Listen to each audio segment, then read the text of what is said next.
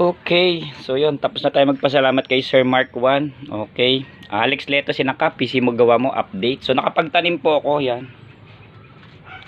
May ano na siya, may sprout na yan, ayan. So second day niya ngayon. So katatanim lang yung kagabi. So yan, so ito na yung mga iba. So marami yan. Ayun pa, may natira doon. So hindi pa ako tapos magtanim, magtatanim pa. So ito yung mga olmetin. Ito yung stock natin, kakaunti na lang. Ito na rin mga natira sa baso kasi naubos na yung baso ko. So yan. So yan. So yan naman yung Evelyn natin, yung update sa Evelyn. So naglalakihan na sila.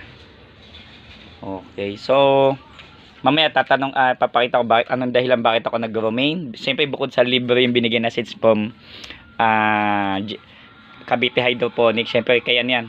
Request yan ni Boss AP, Sir Albert Pangilinan. Dadala natin yan. Ito yung loob ng greenhouse. Evelyn and ano